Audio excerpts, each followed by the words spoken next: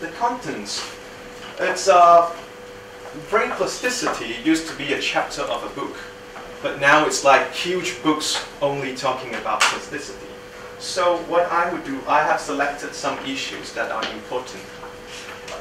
One of those, what is brain plasticity?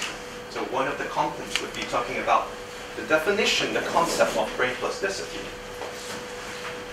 And also, what structural and functional changes occurs during brain plasticity. And finally, the effects of BDNF, that is brain-derived neurotrophic factor. I would explain this in more details later on in restoring brain plasticity. Okay, so this would be the different dishes for tonight.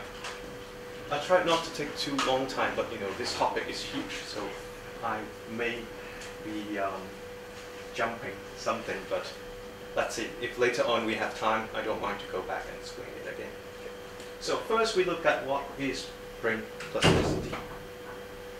For those people, I would ask, maybe challenge you guys, what plasticity is. What do you think? Plasticity. What would you think when you heard about this term plasticity? Stretching up. Well, this is because you already are in the field of science. For normal layback people, plasticity might be plastic. Plastic. Right? Isn't it? No, no plastic. No, because you know about this already. No, not too much. Like I said, if you associate brain plasticity with plastic, it's like you associating cardio related to the heart with card. Okay, they look like the same, suggesting that they have similarities, but of course, there are no similarities between the two. And of course, brain plasticity is not plastic, but what it is. For those in psychology, you must know who this gentleman is. The very famous William James. Right, for many, the father of psychology, especially the Americans, because the Europeans don't know something like that. This gentleman here, let me give you a brief history about plasticity. The term plasticity was long being used for more than a century. Okay? But in the past, people believed that the brain, we were born in a certain structure of the brain, then we die with that exact structure. So no changes.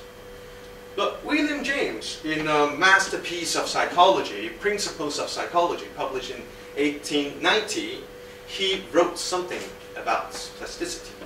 And he refers to plasticity as the changes in the nervous path that are associated with the establishment of habits. So once we establish some new habits, the brain would rewire and then have a different morphology than before. Of course, that definition, especially from the very famous William James, make people start to believe, yes, plasticity involved really changes.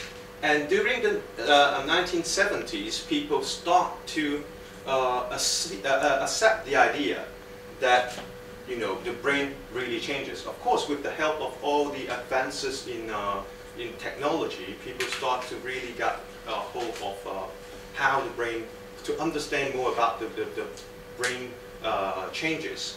So plasticity has been, for many people, defined as the ability of the nervous system to change.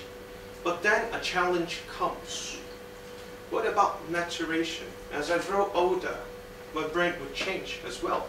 Is it plastic? Mutation, X-Men, changes. But are those plastic changes? The question, the answer for that, sorry, friends, is of course not. And maturation, by definition, is a process by which an organism gains structural and functional complexity based on genetically determined factors.